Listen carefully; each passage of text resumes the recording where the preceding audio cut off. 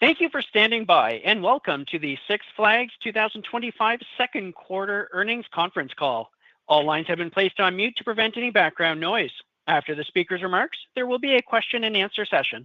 If you'd like to ask a question during this time, simply press star followed by the number one on your telephone keypad. If you would like to withdraw your question, again, press star one. Thank you. I'd now like to turn the call over to Six Flags Management. Go ahead, please.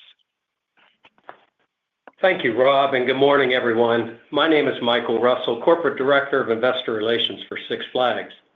Welcome to today's earnings call to review Six Flags Entertainment Corporation's 2025 second quarter financial results.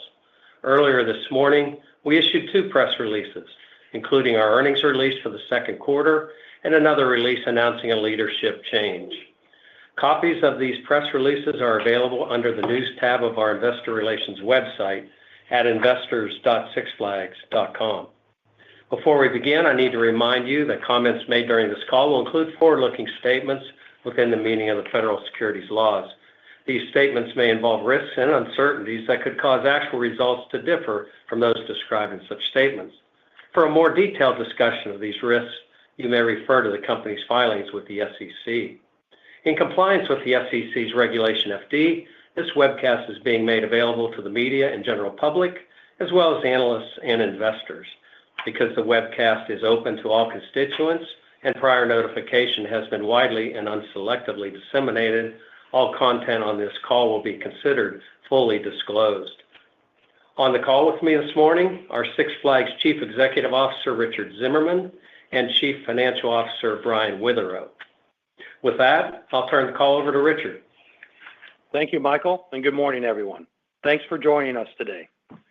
Before we discuss our financial results, I want to address the leadership announcement we made this morning. I will be stepping down as President and CEO by the end of 2025. I plan to remain in the role until my successor is appointed, and I will work closely with the board to identify the next leader to guide Six Flags forward. I will continue to serve as a director of the company, so I will remain actively involved in overseeing the continued execution of our strategic plan. This will be a smooth, orderly succession process. To put this in some context, I've been in the entertainment industry for 38 years, and I've seen it evolve and change. For most of that time, it has been a goal of mine to help create a leading North American operator that can cater to all ages and entertainment styles. With the successful combination of Cedar Fair and Legacy Six Flags completed last summer, we've now done that, and I couldn't be prouder of what we've accomplished so far. With that said, we've only just scratched the surface of the enormous potential of our combined company. As you'll hear us discuss in more detail this morning, we experienced some macro and weather-related headwinds in the second quarter. Even so, July was strong, and the leading indicators heading into August look good thus far. We are also making great progress on integration and synergy realization. So despite the rainy weekends we saw back in May and June, I've never been more confident in our strategy to optimize our assets or more optimistic in the long-term value, potential, and opportunities for Six Flags. With that in mind, the board and I have decided that now is the right time to begin the process of finding our company's next leader, someone who will build on the progress we've made so far and propel Six Flags to its full potential. Like I've said, I've been doing this for a long time, and in many ways, my career has already been more satisfying than I could have ever hoped. Being able to offer family experiences that are unique, engaging, and memorable has been incredibly rewarding. And along the way, we have created a powerful new industry leader with incredibly bright prospects for long-term value creation for our guests, our associates, and our shareholders. I want to thank my entire Six Flags team for all the hard work and dedication that's gotten us to this point. We have plenty of seasons still ahead of us, including some of our most popular events and some of our biggest attendance days, and we're going to make sure they go off without a hitch. I remain more committed than ever to Six Flags' success, and over the coming months, I will ensure we are executing our strategy and working diligently to achieve our objectives of increasing adjusted EBITDA, reducing net leverage, and delivering on our integration efforts. Before I review the second quarter and the challenges we faced, I want to start with where we are right now, because the story has changed. July has been a turning point.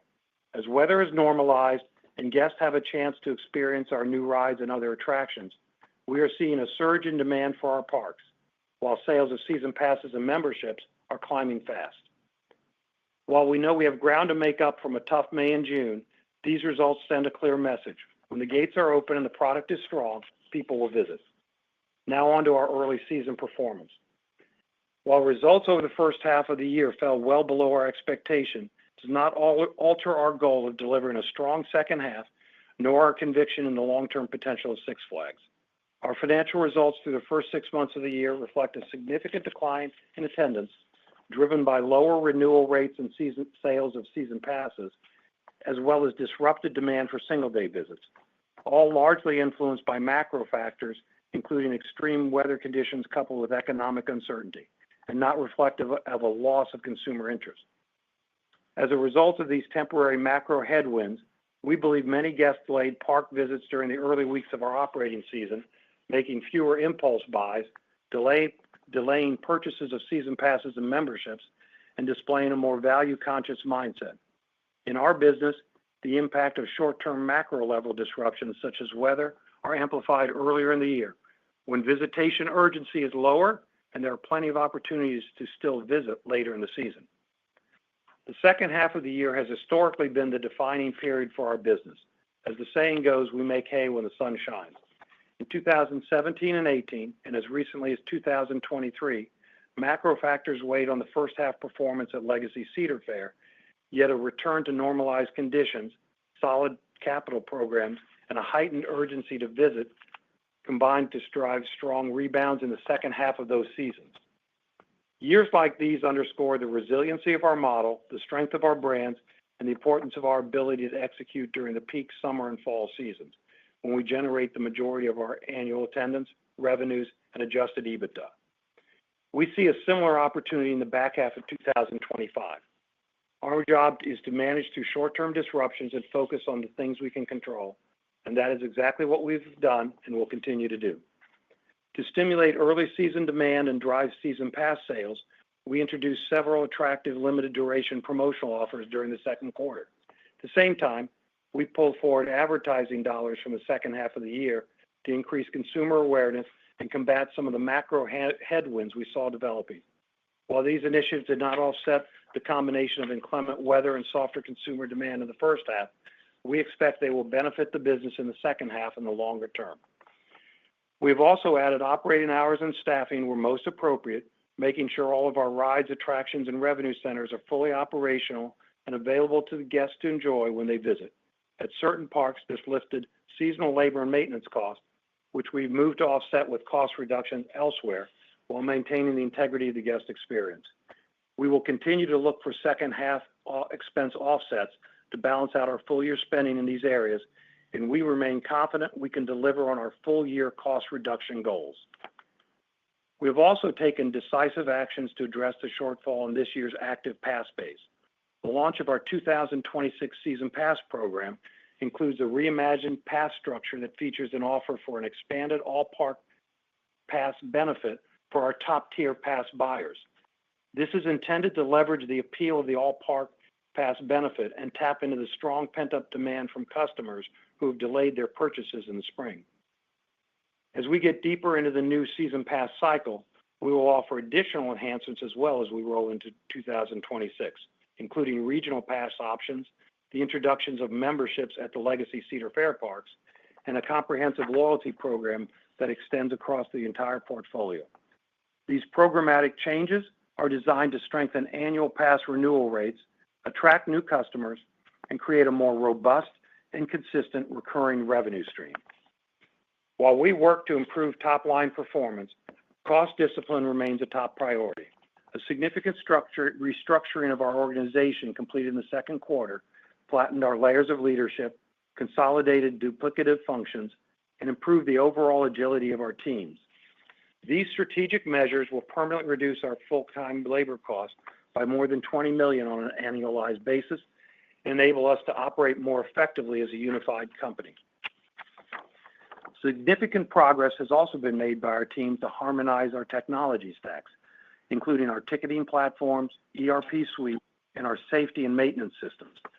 This and other IT refinements allow us to simplify administrative functions, further simplify the organizational structure, and will advance incremental cost savings into the future.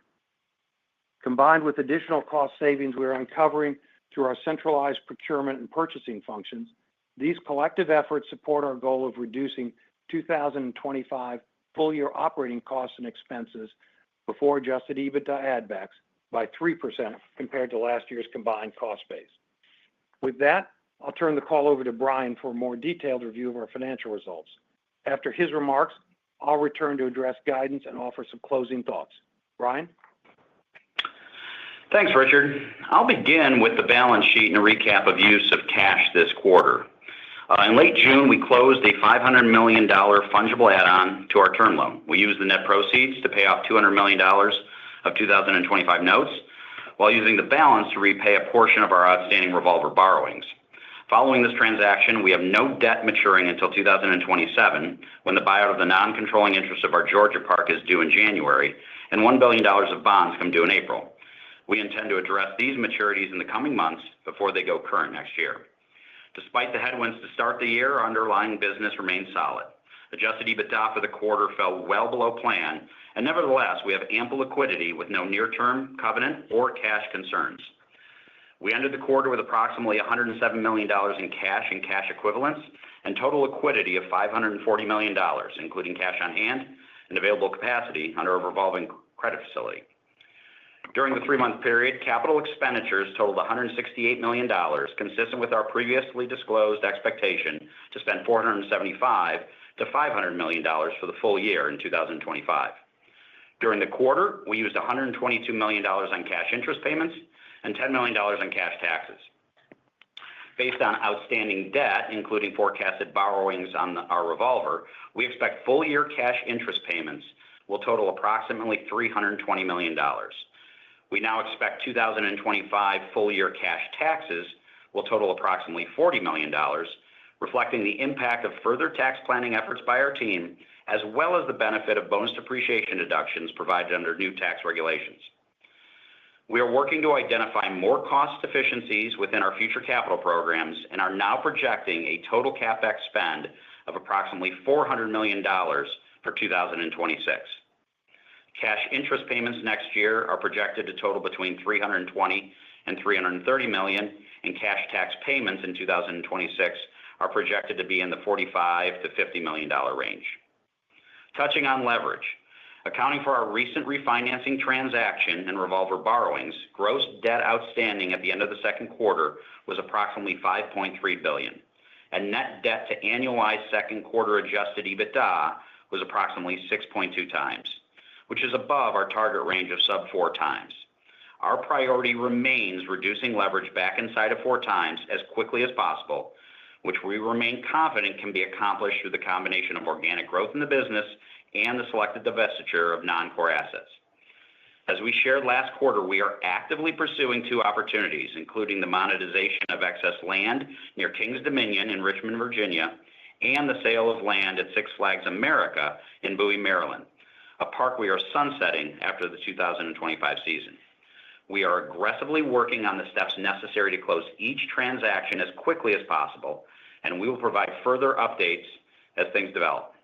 We are also actively evaluating other opportunities where similar value creation is possible. Now, turning to second quarter results. Given we operate in the outdoor entertainment space, we prefer not to use weather as an excuse for soft performance, but rather acknowledge that it's an uncontrollable we need to navigate through. It's clear, however, that extreme weather across much of our North American portfolio had a meaningful impact on early season operations, particularly over the last 6 weeks of the second quarter. Over that 6-week period, combined attendance was down 12% from the same time frame last year, as severe storms, excessive rain, and extreme heat disrupted visitation and sales of season passes during the most critical portion of the sales cycle. By comparison, combined attendance over the first 7 weeks of the quarter, when weather was not an issue, was flat compared to the prior year. Overall, close to 20% of our operating days in the second quarter were impacted by weather, including 49 days in which parks were forced to close entirely.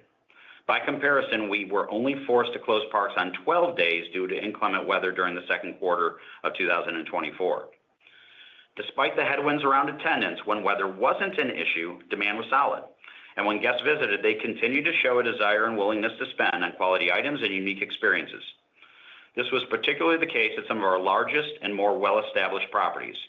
At the Legacy Cedar Fair parks, admissions per capita spending was up 4% during the quarter, reflecting a 2-3% increase in season pass pricing and a 3-4% increase in single-day ticket pricing.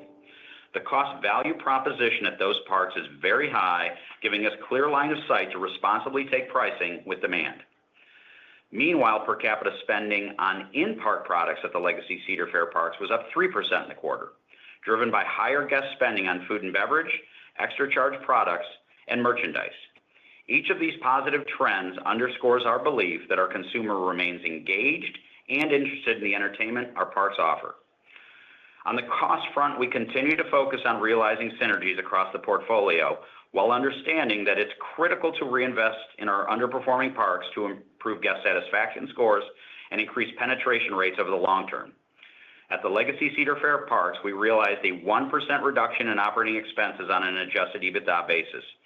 The decrease was primarily driven by lower maintenance costs and a reduction in seasonal labor hours during the quarter. Much of these cost savings were reinvested at the Legacy Six Flags parks as we worked to enhance the guest experience and improve the value proposition of those parks.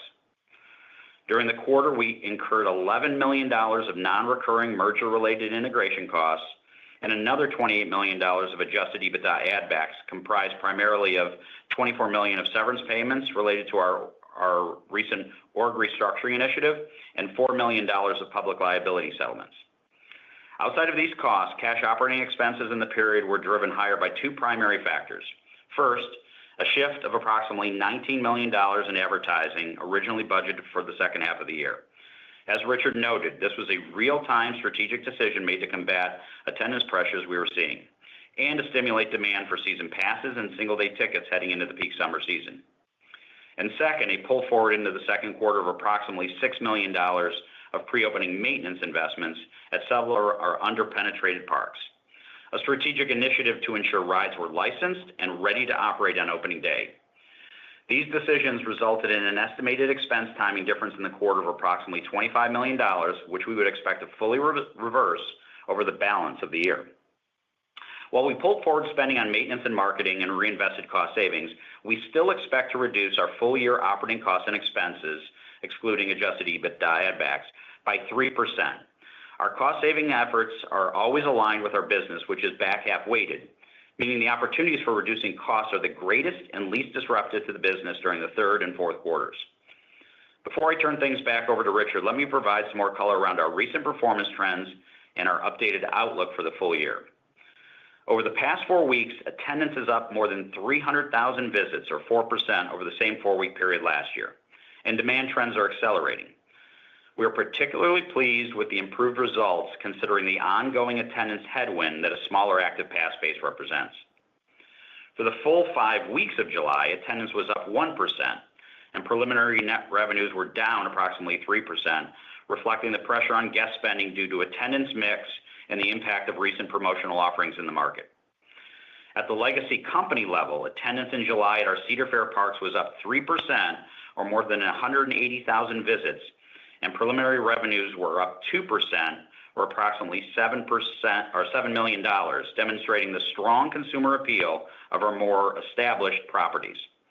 Meanwhile, demand trends at our Legacy Six Flags parks improved significantly from the second quarter, but remained down 1%, or approximately 54,000 visits for the month. At the individual park level, we're seeing returns on the initiatives we've implemented and the investments we've made. The recent improvement in attendance has been led by the performance of our 15 largest properties, where our capital programs were concentrated this year. Combined attendance at those 15 locations was up 5% over the past 4 weeks, underscoring our belief that the second quarter headwinds were transient and not reflective of a fundamental change in the business. Case in point, recent demand trends at Cedar Point, Kings Island, Canada's Wonderland, Knott's Berry Farm, and Kings Dominion have meaningfully accelerated, reflecting the strength of our loyal customer base and the value of the investments we made at those parks this season. On a combined basis, attendance at those 5 parks over the past 4 weeks was up 8%, or approximately 250,000 visits. Canada's Wonderland and the introduction of the new dual launch coaster Alpen Fury has been nothing short of a standout success story. Since the July 12th debut of its new coaster, the park has seen attendance improve by 20% over the prior year during the same time frame, which in turn has helped drive a more than 20% lift in fast lane sales.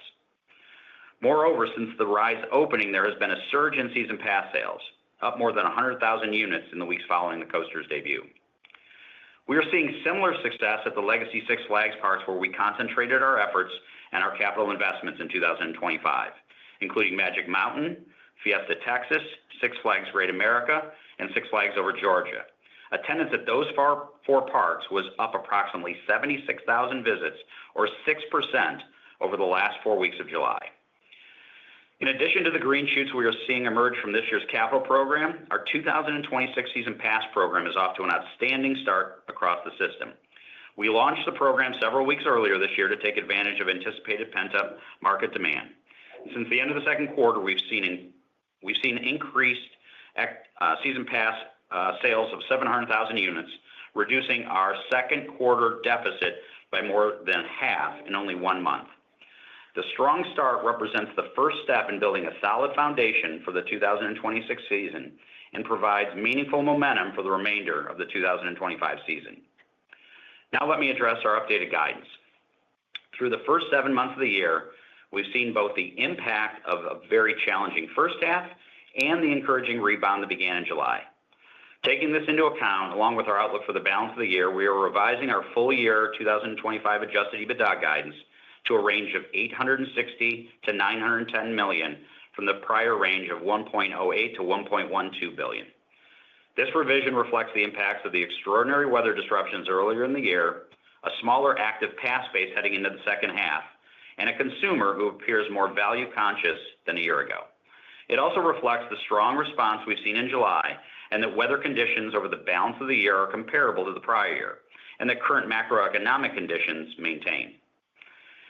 At the midpoint of this guidance, we expect attendance for the second half of the year to be flat compared to the last year, after accounting for the loss of 500,000 visits associated with the removal of lower margin, higher risk winter holiday events at 4 parks this year. We expect that in-park per capita spending over the second half of 2025 will be down approximately 3%, consistent with our most recent trends and reflective of the projected impact of planned promotional offers and attendance mix over the balance of the year.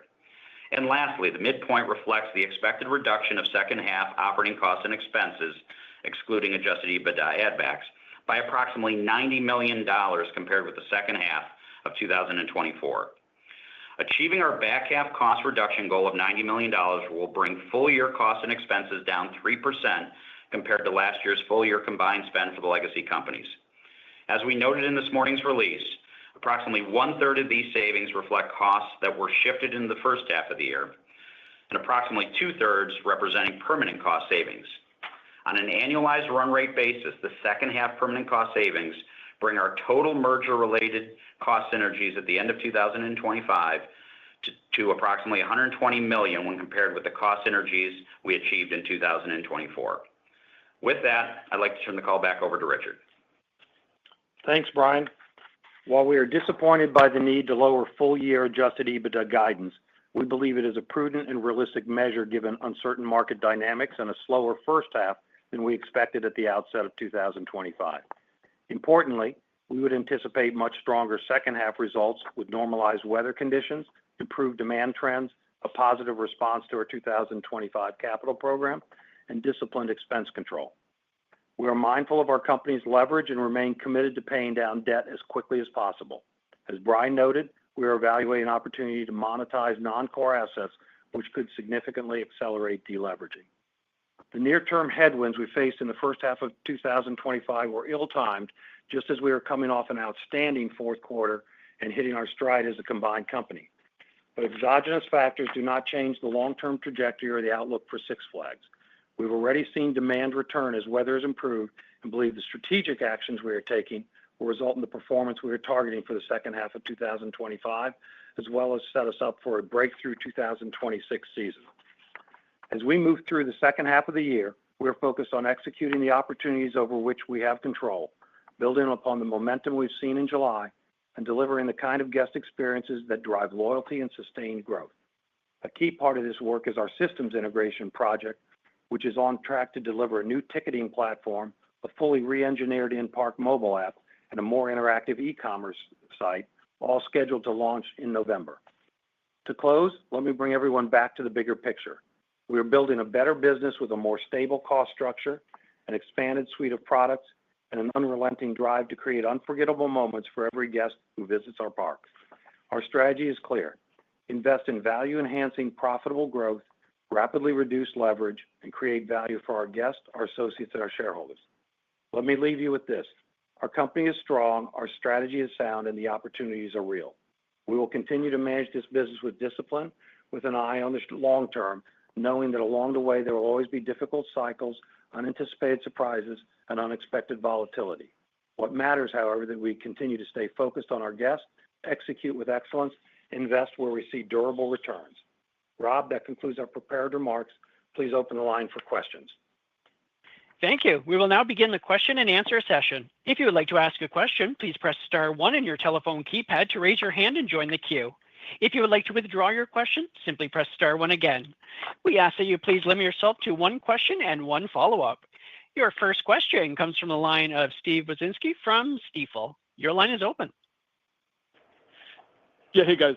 Good morning. So Richard or Brian, I guess to start, I'm kind of confused in terms of your macro pressure comments. When you refer to macro pressures, are you referring to to weather, or are you indicating that you've seen a material change in customer spending patterns because of macro fears which aren't weather related? I just can't figure out what you guys are referring to. Weather headwinds make sense to us, but if you're saying your customer base has slowed or become more cautious in terms of spending, I guess that would be somewhat confusing given spend patterns across a lot of other consumer verticals have remained pretty healthy at this point. So any color there would be helpful. Thanks, guys. Steve, let me jump in here and Brian can weigh in. When we talk about macro factors, weather's clearly a dominant factor, as you said. And, when we look at that, clearly that impact was significant. The other thing that we look at is the spending once people come inside the gate. We've commented on that. We are seeing a little bit of pressure on our lower income consumer. As we look at our demographics and the folks who are coming, we think that there are segments of our markets that are feeling pressure in different ways, market by market. Brian?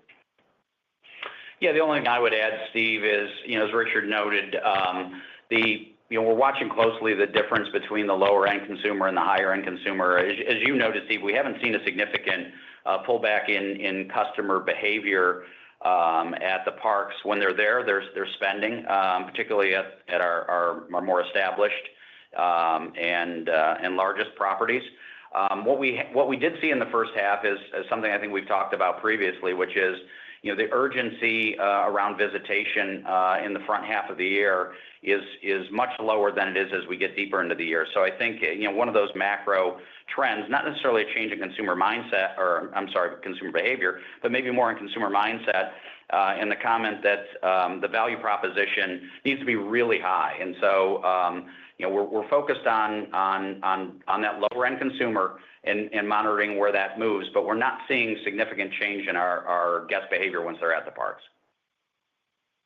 Okay, gotcha. And then second question, just trying to understand where we sit today versus, back in a couple months ago, back in May, when you guys provided those 2028 financial targets. So, guess what I'm trying to figure out is, obviously, yes, weather has been a massive headwind here in May and June, but wondering why that would have such a material impact on these goals that were kind of put in place for 3 years out. Maybe saying that a little bit differently, I would have thought your 28 targets would have embedded, some pretty, significant unperfect weather, macro headwinds, something along those lines that would still kind of allow you to get close to that $1.5 billion target. So I'm not sure if maybe you guys are kind of walking that target back now, given the change with Richard, and a new CEO coming. I guess I'm just a little bit confused there.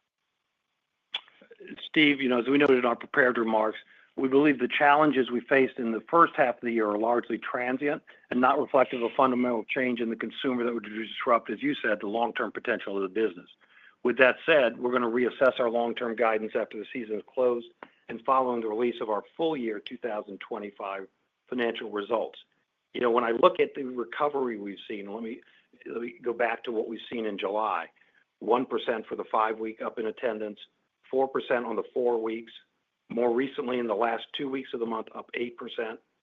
When you look at the acceleration, we are seeing tremendous response and people coming back. As a matter of fact, in the first 2 days of this week, we were up 80,000, almost 90,000 visits on Monday and Tuesday that just concluded.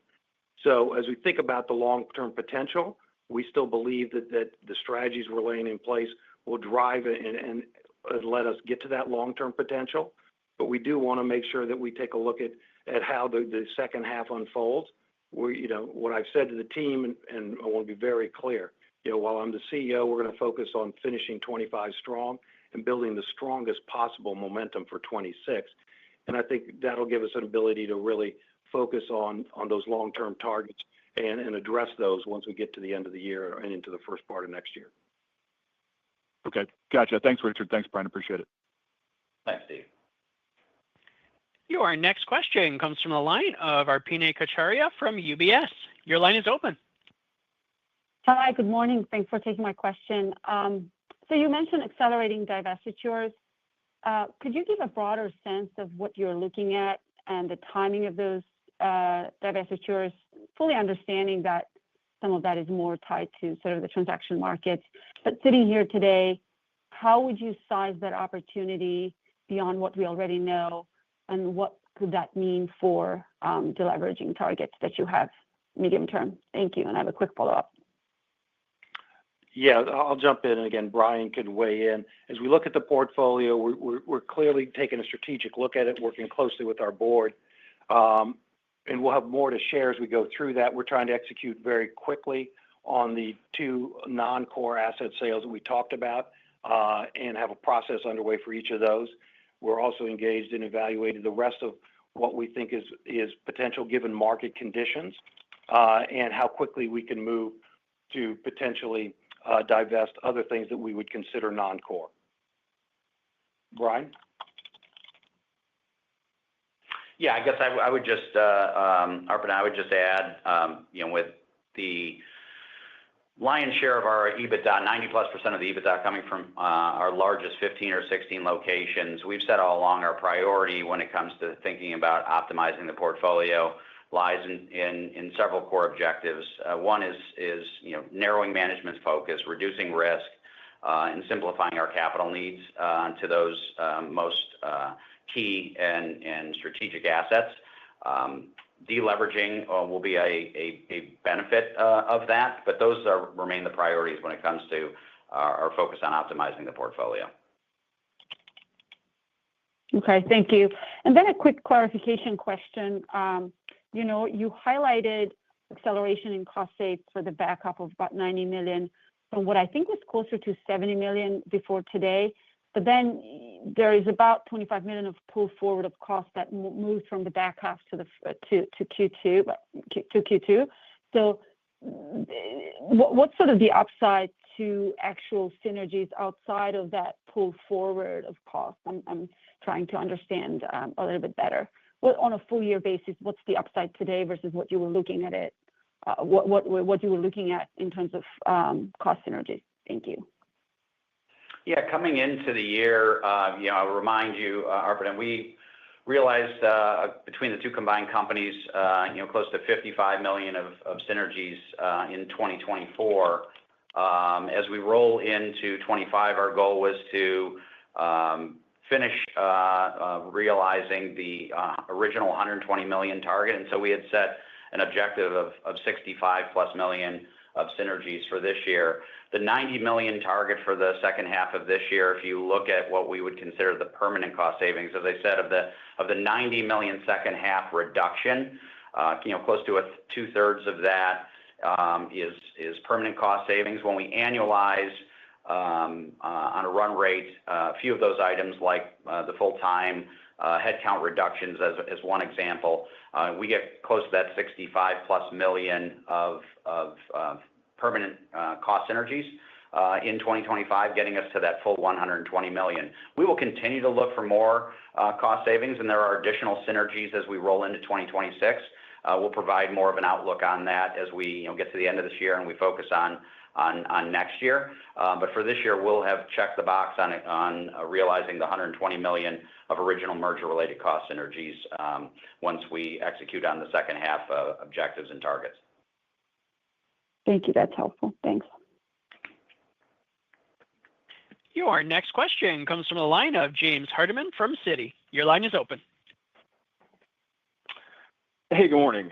Thanks for taking my call. So maybe let's just do a little bit of math on the guidance. If we look at the midpoint previously versus today, I think we're talking about a $215 million cut versus the prior guide. Now, obviously, you don't give us explicit quarterly guidance, but I get to maybe, I don't know, $160 million miss versus Q2. And ultimately, I'm getting to maybe an implied sort of 50 to 60 lower in the second half. Maybe if you could share how we should be thinking about that math. Ultimately, what of the guide down is 2Q versus the back half of the year? And particularly as we think about the second half reduction in expectations, how much of that is just the lost season pass revenues that it's pretty difficult to make up, right, if people weren't there in May and June buying those season passes? And how much of it is sort of everything else? That would be helpful. Thanks.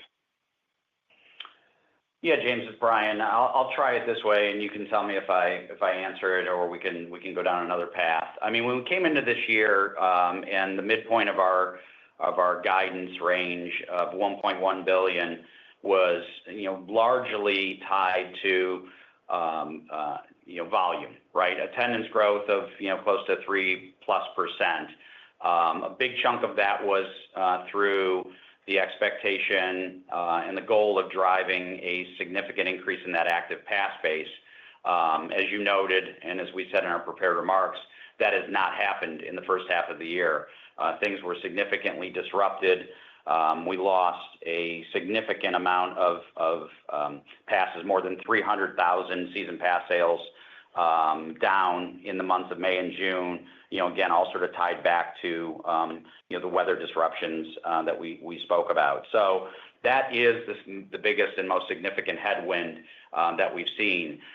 In terms of the cost side of the business, I think we're going to execute on not only the cost savings that we had identified coming into the year. There will be incremental savings beyond, but those are more tied towards the lower volume, responding to the lower demand levels or the lower attendance levels that we've seen this year. So as we think about, as we laid out, in the prepared remarks, and we think about the second half of the year, achieving attendance of flat, given that shortfall in the season pass base or the active pass base, and the elimination of approximately 500,000 visits associated with the 4 winter events that we're unplugging.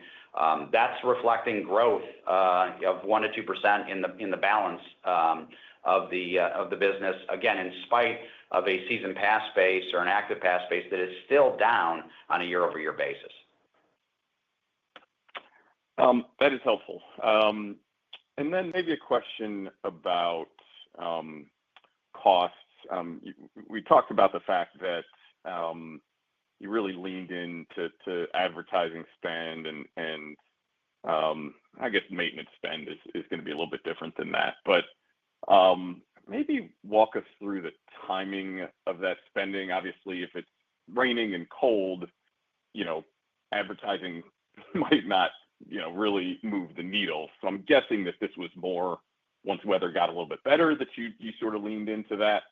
But I'm trying to just figure out how much of that OpEx spend was incremental and, what that ultimately looks like next year. Because even when I sort of back out the $25 million of costs that you've laid out, it seems like a lot of growth in terms of operating expenses. So just trying to think through that. Yeah. So, Let's break it into some pieces. Your comments about the advertising. So the lion's share of the pull forward, as we noted, is advertising. And I agree with your comment that the advertising, the decision to pull forward advertising, a little bit different animal than the pull forward of maintenance, because maintenance expense can fluctuate just based on things that happen sometimes unpredictably during the course of a year. But the advertising pull forward, when we made those decisions to pull forward advertising, it was before necessarily the bad weather really kicked off or really accelerated in the latter half of May, right? You don't just turn advertising on overnight, right? We made that decision as we were turning into Q2, the beginning of the quarter, and put those things in motion. So we can look back with hindsight and say, if you'd have known the weather was going to be what it was for 6 or 7 weeks, would you or wouldn't you have done it? But I think in the moment it was the right strategic decision. And while we didn't see the near term or the immediate lift, I think we still believe that it's benefiting us in July and the results we were putting up this over the past 4 or 5 weeks, and will benefit us going forward. In terms of other costs or the cost savings, our cost savings objectives coming into this year, as I said in my prepared remarks, we're always more back half loaded. The business, I think, as you know, James, following it as long as you have, is that we're a second half business, right? The biggest months are July, August, and October. Between those 3 months, you probably do about, based on historical patterns, as much as 82% of your full year EBITDA is generated then. And that's where the lion's share of the biggest days are, your highest staffing levels, where you have the most ability to, as I said on the call, meaningfully impact the cost structure without disrupting the guest experience. And so we were always more back half weighted in terms of our goal of realizing cost savings. That has accelerated, though, with the pull forward of, if you remember in the first quarter, we talked about pulling forward close to $10 million of advertising and maintenance, and now another 25 in the second quarter. So the first half costs are up, somewhere in the 30 to 35 million. Some of those advertising dollars that we pulled forward in the first quarter, likely were second quarter. So I'll call it 30 to 35 million overall. So the second half of the year is going to be where the opportunity is the richest to mine the cost savings, and we've already put in place or in motion the decisions to realize the largest chunks of that 90 million. Yeah, James, let me go back to the advertising question. It's Richard. And when we look back on 2024, we knew coming into 25 that we had that a lot of our growth is going to be tied to season pass. We want to make sure we supported that program in the spring strategically. We did. If you go back and look at 2024, we put in the market more advertising in the late July through August timeframe to try and drive a stronger second half of the summer. Didn't see what we wanted to see out of that, but it did, to Brian's point, really help drive a 20% increase in the October attendance. So there's always residual impact from the advertising when you put it out there, remind consumers that you're still there. So always difficult to always look at it one for one. But we wanted to make sure coming into the year that we gave ourselves the firepower we needed to really chase the season passes.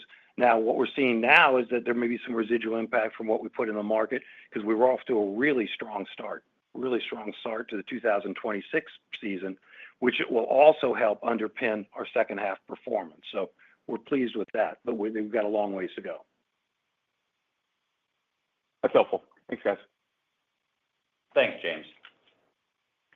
Your next question comes from the line of Ben Chaiken from Mizuho. Your line is open. Hey, good morning. Maybe just a clarification on cost. I don't totally follow the variables. So I guess your guide prior to this quarter was for cash cost to be down 3. That's kind of like what we were talking about on 1Q. But then attendance was materially lower with incremental park closures. I think you kind of suggested the prepared remarks somewhere around 30 incremental park closure days year over year. So why is -3 still the right answer? Shouldn't that be an opportunity for cost to be much lower? Well, we're going to continue to look, Ben, for incremental savings beyond. But at the same time, as I mentioned, the need to balance investing in the parks that are underperforming and establishing the momentum that we need going into 26, that becomes sort of the trade-off, right? So as we think about the biggest areas to take cost out of are always labor, maintenance costs. Those are, and we've already addressed the advertising. Labor, seasonal labor most notably, and maintenance are our biggest areas to have impact. So as we evaluate the opportunities to take more cost out, that weighs into that decision. Now, where there will be incremental savings opportunities, what's not reflected in that 3% target is cost of goods. So to the extent that fluctuates up or down with demand, that will provide some incremental tailwind around the cost savings. But the cash operating costs that we're talking about, our goal is to still deliver close to that 3%, which would be close to a $60 million reduction from the combined spend last year. Yeah, I guess I'm just trying to figure out if the parks were not even open, like what's the offset? If there's, again, these are round numbers, but 30 incremental park closure days, can you help us with the offset of what are the costs went up maybe that are keeping you at that -3? Well, so you're talking about within the second quarter. Yeah, I mean, listen, within the second quarter, we had more. I'm talking about for the full year. There. For the full year, cash costs, the goal is still to be down 3, but you, which is the same as the original goal, which is -3. But you had 30 incremental park closures. Yeah, we are adding days back in adding more days in the second half of the year. So there's a year-over-year comparison issue that goes the other way. To your point about the more closed days in the second quarter this year, we're adding 30 to 35 incremental days in the fall as we look to tap into the strong demand for the Halloween events that we offer, Fright Fest, Haunt, etc. And so that puts pressure on that number going the other way, but still in line with achieving the original target of 3%. Okay, and then as you've seen demand come back in the last few weeks, does that give you any confidence in the ability to push price? Maybe you could kind of expand on your price thought process in the back half of the year under different demand scenarios, right? You talked about the last 4 weeks being up 4, the last 5 weeks being up 1, and the expectation that pricing will be down 3. Maybe just help us flush that out. Ben, we're looking closely at pricing. Yes, when we see demand, we're taking price. We're looking at the parks that are doing extremely well and being able to do that. As we've always said, Halloween in particular is the gift that keeps on giving. We've added days because we think not only can we drive attendance, but that's where we've got our most pricing power. So when we look at the pricing on the pure admission side, we think we've got an ability to be careful with the value-conscious customer, drive that season pass, but particularly take price on our bigger days. We've been particularly aggressive on our front-of-line experience, and it's seen tremendous response at the parks. We've been able to lean into pricing for that. So we're taking pricing where we can and where we see that demand. The other thing that I'll say that Brian touched on is if you look at the last year comparison, the second quarter, very choppy operating schedule last year as well, with some parks not being open quite as long.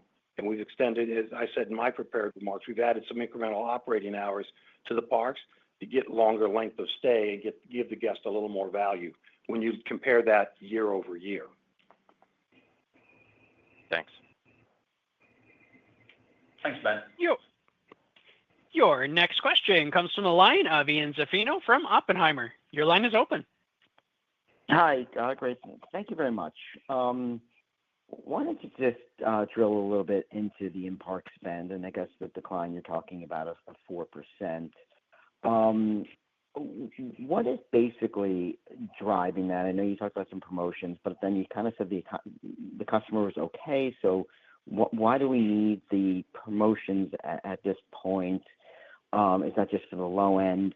And then also, when you talk about mix, you're talking about explain that a little bit to me, because if season passes are down, you'd be expecting more daily passes, right, as far as attendance. So wouldn't that have the opposite effect? And then I have a follow-up. Thanks. Yeah, Ian, when you look at the attendance mix, I'll start with that one first, in particular in the second quarter. Season passes will come and get their visits in, as we've always said. And when you have a higher percent of season pass, that puts pressure on the per cap. But when you get extreme weather events like we had through those 7 weeks when we were down significantly, you lose almost all your demand tickets, your one-day tickets. So as we think about that, that puts a lot of pressure on the per cap. As we look at it now, when we talk about promotional offers, we're making sure that we're trying to get the customer to come, give them an opportunity to visit lower price on a Tuesday versus a Saturday. We're leaning more and more into the demand that we're seeing and changing prices on the fly as our business intelligence team and our revenue management team looks at the trends each week. They're taking prices up during the week. So we continue to do what we can to try and drive as much. Brian, you want to comment on the down four? Anything you want to add on that? Yeah, I mean, I think I'll just go back to what you were saying in terms of mix. Ian, mix cuts a few different ways. You touched on one, which is channel mix. Within the channel mix, we're also seeing, as an example, season pass. A little bit more migration this year as we harmonize the legacy programs to align with one another. We're seeing in terms of the 25 pass mix a little bit of a migration down at our Six Flags parks to some of the lower price products in that mix. So that's putting a little bit of pressure. It's not only mixed between season pass and single day tickets, but it's also within the individual channels as well. As we think about promotions, as Richard said, going forward, our focus is to try and add value. As we said, the consumer seems much more value conscious this year than the last couple of years. And what we've tried to do historically is, instead of discounting tickets, provide more value in products, whether that be season pass or single day tickets, to get people to move. And we do that out of the goal of not eroding our price integrity of our ticketing structure, right? And so things like the all park add-on as a benefit for those migrating up to the highest tier passes in our system for next year. The objective there is to test that again, what has proven successful historically, and get folks migrating back up to those higher price products that maybe they had in 25 bought down as we harmonize the products. So that's the mix comment that we're talking about. Okay, thanks. And then just quickly, there's a lot of noise as far as cost in the quarter. What would you kind of point us to as a decremental margin, or like a normalized decremental margin, if there kind of wasn't all these moving pieces in this quarter? Thanks. Yeah, so I guess as it relates to margin, I'll try and answer it this way for you, Ian. The impact of pulling forward some cost into the second quarter in 2025, certainly without getting the return in incremental demand, has put pressure on margin. The loss of again, this is a volume-driven business, right? And so the first attendance that we lose is the highest margin attendance, particularly as we're staffing our parks these days. The staffing model today is very different than it was 5 or 6 years ago, because the cost of labor is so much higher. So we staff our parks at more of a base level, and then increase staffing as needed and as might be available. Historically, it used to be the opposite. You'd staff higher and pull staffing out as you didn't need it. That's changed over the last 4 or 5 years. So when we lose attendance, losing 1.4 million visitors over the last 6 weeks of the second quarter, that's all very high margin attendance lost. You're talking about attendance that's falling out, depending on the park, at a level that could be as high as 55 to 70% margin attendance that's falling out of the system. Okay, thank you very much. You're welcome. Your next question comes from the line of David Katz from Jefferies. Your line is open. Morning, everybody. Thanks for taking my question. We've sort of had a lot of discussion about the quarter in the back half of the year. I wanted to maybe just focus on the analyst meeting forecast, right, which it would seem is called into question or however we would classify it, which wasn't that long ago. Can you just walk us through sort of what's changed, or what aspects could have been different within that guide, right? The weather's the weather, but that was a little longer term vision. Yeah, I'll take a shot and then let Richard. Let me jump in. Fine. David, when we talk about longer term guidance and we look at what we think the full profit potential of our portfolio of parks is, I don't think our view of that has changed. I think we think there's still that potential. I strongly believe that. When you look at that and we look back at the building blocks of that, and Brian touched on this in his answer, we always said this is a volume business and that our goal was to recover the 10 million of visits. 8 million of those visits were going to come from season pass. So our view of the world hasn't changed from that perspective, which is why we're going to wait to reassess the long-term guidance till early next year. When you see when we say that we're up 700,000 in our active pass base in July, double the amount that we were up last year when you look at 2024, same month of July, then we're starting to see what we would want to see and traction in the areas we want to see traction. So yes, weather is weather. Yes, we've had a tough, the second quarter was a tough quarter, particularly those 7 last weeks. That doesn't change our view of the longer term potential or the profit potential of the parks. As Brian said in his remarks, where we've invested capital and the weather has cleared out and normalized, we're starting to see the consumer reaction we would expect. So all of those things underpin our view of the world as we saw it when we were with you on May 20th. And as we look forward to what we think the potential of this business is, those are the building blocks that are still the right building blocks for us to focus on and to keep sharing with you our progress on that. Brian? Yeah, the only thing I was going to add, Richard, and just underscore what you said is that a transient disruption like we've seen here in the second quarter of 2025 doesn't change our outlook, long-term outlook for the business. What I think is responsible is waiting to see how the balance of the year performs, not so much for what it means to 2025. This is a challenging year, and the results are going to be disappointing, no matter what, compared to what they were coming into the year. But what's important is to see the momentum that we've built, the base that we've established in terms of those long lead indicators, most notably season pass sales or the active pass base, group business, resort bookings, to have an outlook going into 26 as much around the pacing going forward to those long-term targets. I think we're not walking away from our long-term objectives, but I think it's important to understand coming out of this year what it means to the near-term pacing of getting to those long-term targets.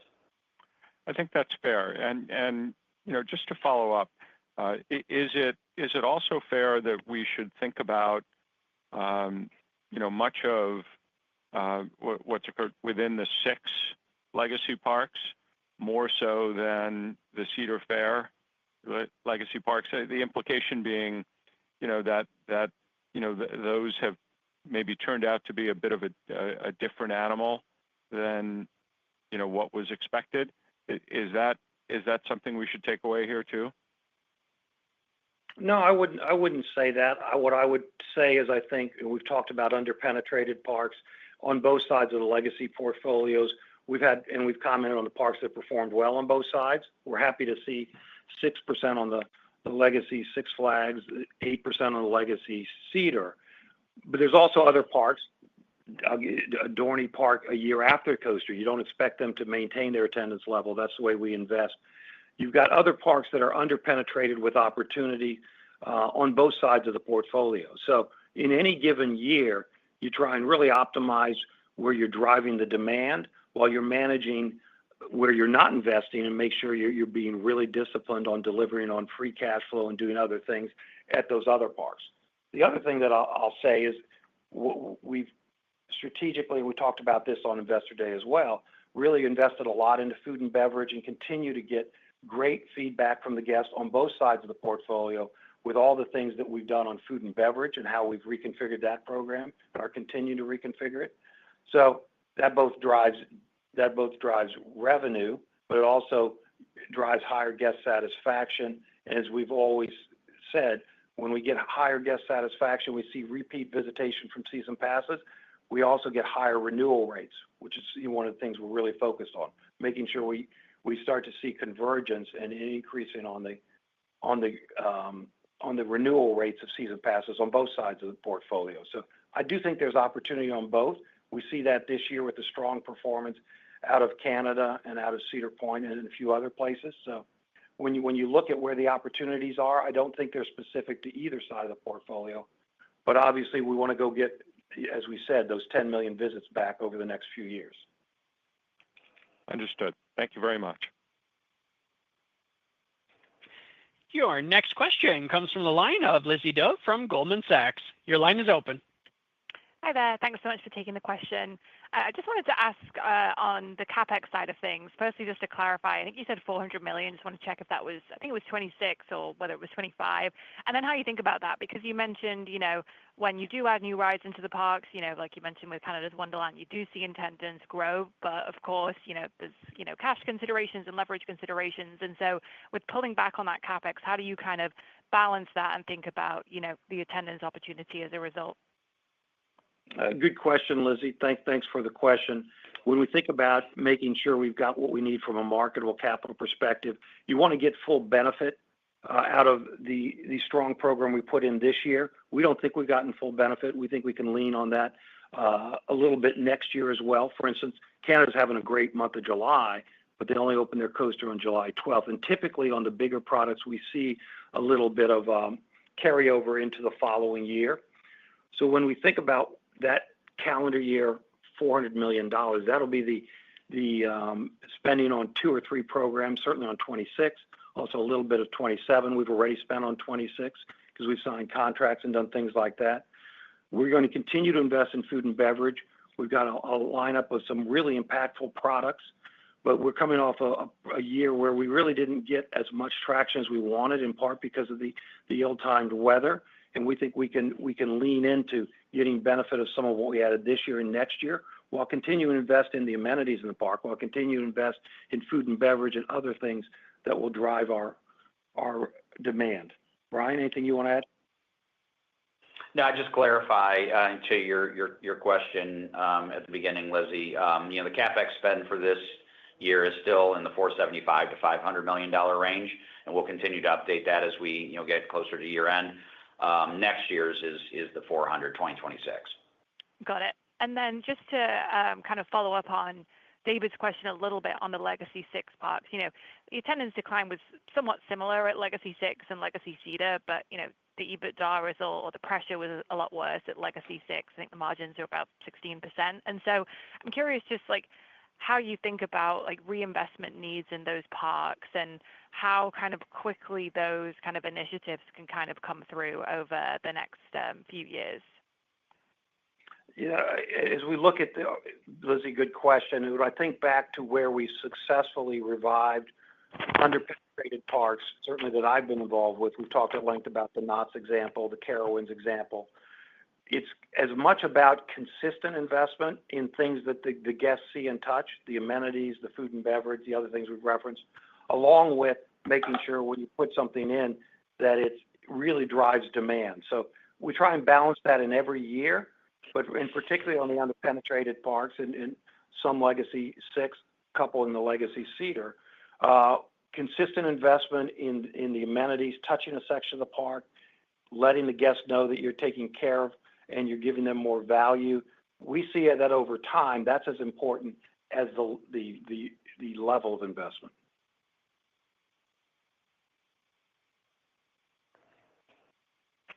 Your next question comes from the line of Brandt Montour from Barclays. Your line is open. Good morning, everybody, and thanks for taking my question. So just one for me. Can you hear me? Yep, we can hear you, Brent. Thanks. Okay, great. Thanks. So for the July stats, and I know you gave a lot of stats, I was hoping for a sort of a system-wide look at July attendance, excluding hurricane-affected markets? Because I know hurricanes created a really easy comp somewhere throughout the month at various parks and various regions. And obviously, the point is that, with attendance up 1% for that month, we want to get confidence against that, 1 to 2% implied second half guide that you kind of gave ex the winter events. Yeah, Brandt. So I'll answer it this way. You're right. I mean, last year, July's numbers were impacted by some hurricane events. By comparison, the first week of July was sort of that last week of the really bad weather we saw at the end of the second quarter. So, the 6 weeks that finished up the second quarter, there was that seventh week, the week of July 4th, it was really sort of a slow start. That's why we talked about, the last 4 weeks of July, the strength we saw, up 4% versus for the whole month, only 1%. So when you push those two things together, the weather comps actually this year aren't really all that aided by what happened last year. The other part that was that more of our small parks, our standalone water parks and some of our smaller parks were more impacted last year, while this year we saw some of our largest parks in the system that were impacted, parks like Cedar Point, Canada's Wonderland, Great America in Chicago, to name a few. And so, it's always a question of when and where, and the where was much worse this year for the first week of July than what we saw last year with the hurricane challenges we faced. Okay, thanks for that. Actually, I do have one more, if I may. Sure. You guys pulled forward. You opened up pass sales earlier this year. You pulled forward advertising. I think the benefits or the potential benefits you're aiming for there are pretty self-explanatory. The question I have is, what are the opportunity costs of those moves? I mean, just presumably, if it was super obvious and there were no costs associated with that, you would kind of do that every year, right? So I guess, are there any sort of knock-on effects or sort of pull forward that we need to think about that maybe, like, in terms of 26 attendance, that those moves perhaps might create on the negative side? No, I think it's a fair question. Most of the impact, Brent, is really situated in this year, not next year. I'll go back to my prepared remarks. When we have a really strong second half season pass sales in the fall and through the winter, it sets up a really strong first half to the next year. One of the things that we've always said is when we open new product, we want to tie that to the sales cycle. One of the reasons we went earlier with Canada's Wonderland is we didn't want to open the coaster and not give the consumer an ability to buy something they really saw value with. We know that you're in the wind down phase of a season pass launch.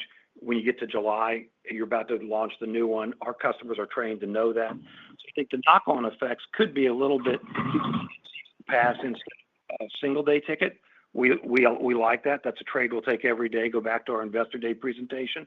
Season pass holders worth $250, $275 over the course of a year in terms of spending versus an $80 to $90 on a single day visitor. So when you put all those things together, I think the benefit of increased volume typically leads to a really strong back half of the year and a much stronger front half of the following season. Okay. All right. Thanks, everybody. Your next question comes from the line of Chris Woronka from Deutsche Bank. Your line is open. Hey, good morning, guys. Thanks for hanging in there with our questions. So this will be another season pass question, but maybe in a slightly different way.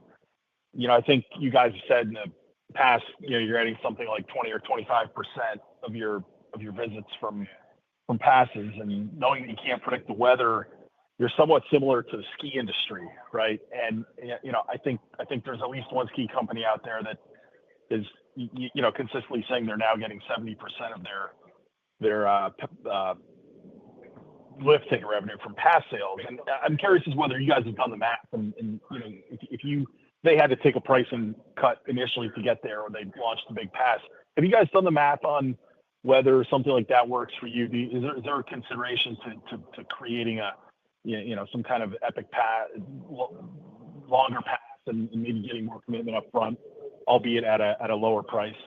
Can you get to that level, do you think? Well, Chris, let me answer it this way, and Brian can weigh in. The way we structure our program, the lowest price is always in the fall, and then we take price and step up price to drive urgency. But one of the reasons we wanted to, we talked about the potential of this merger, just like with Epic Pass. The value is in all the mountains you can go to if you step up to Epic Pass. Brian touched this in his prepared remarks. We've layered in the all-park access to this early offer to really test what kind of demand we can drive, and not just in unit sales, but how much interest is there, and how can we strategically reinforce the value of all 42 of our parks. So we're trying to tap strategically the same thing that I think others have done, Vail or Icon, in the number of mountains that they have, and whether or not you visit the other mountains, you can, and it's the appeal of the product. So I think that's really what we're testing, and we're pleased so far with what we're seeing. I also think, we're going to be pleased with what the early response we're getting in terms of renewals already. Brian? Yeah, I would add, I think the decisions around pass pricing, Chris, are always, made at the individual park level because they vary park to park. I understand, the scenario that you sort of laid out. As I look across the system, and we usually, what we've tried to migrate to is a good, better, best in terms of pricing and benefits associated with the pass program. We really don't have any passes or park level programs out there that at this point are, uber priced, at least at the core gold product, which is where the majority of the buyers slot to and where we really sort of steer them. I think maybe just to provide, a little history, we did, execute a very similar playbook to what you described at Cedar Point. We installed at that park around 120,000 season passes, and we really only had one product. It was at the time called Platinum, now would be the equivalent of Prestige. That pass was over $200, and more than double most of our other parks passes. Could never get ourselves confident to chase more volume. Eventually, through a lot of analysis, got there and cut the pass price basically in half, and saw 120,000 passes become 400,000 passes, the park has remained for the last half decade. So, we execute that at a park level where appropriate. I don't know, as I look across the system right now, that opportunity lies anywhere, but we'll continue to evaluate. I think the bigger goal here is, and what Richard laid out, is driving more volume, right? Add more value to the pass, drive more volume, and the trade-off for any perceived revenue risk is easily overcome by that incremental volume that you drive. Guys, thanks for all that color. A quick follow-up, if I can. And it's a follow-on question to that, which is, do you think is your past product lineup stands today and the tweaks you're planning to make, do you think there's enough kind of direct attachment to ancillary? Sometimes it sounds like ancillary is almost, you kind of get it and you say, we wish we had more. Is there a way to tie more of that into the season pass? And I'm not suggesting you go back to the unlimited dining plan at all, but are there maybe ways to encourage more ancillary spend attached to that pass product? Yeah, we always focus on the all-season add-ons, and one of the reasons we're coming out with our new e-commerce site and our new mobile app will be to really make that path to purchase a lot easier and a lot more engaging with our guests. We've seen over time that those penetration rates have consistently gone up as the consumers realize the value in all those. So I think it's part making sure we're conveying the value they can get, part making it a little bit easier on the path to purchase. But the other piece is, as those penetration rates go up, we've always said this, the more people that buy the all-season dining, all-season beverage, the higher the renewal rate. So I think it all feeds together, Chris. Okay, fair enough. Thanks, guys.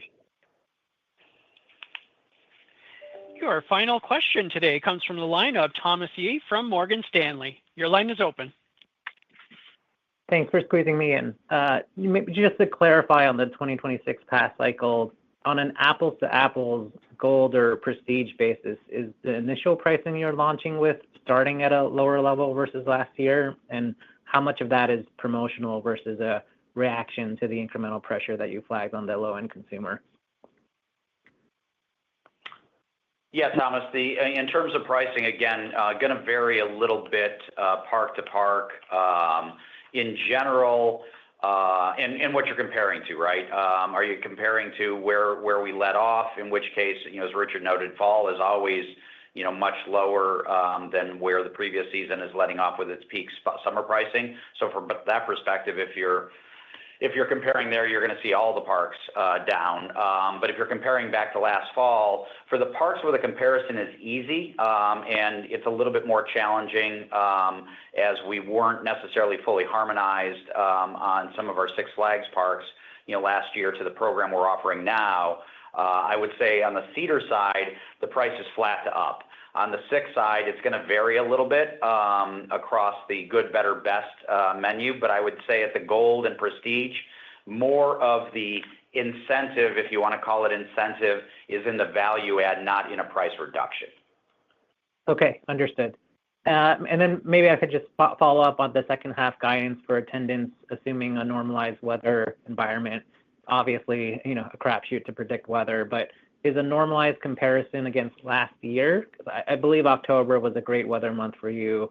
Is there some expectation that you are assuming that replicates the same way, or a more normalized version would be kind of like over a longer period of time? Thank you.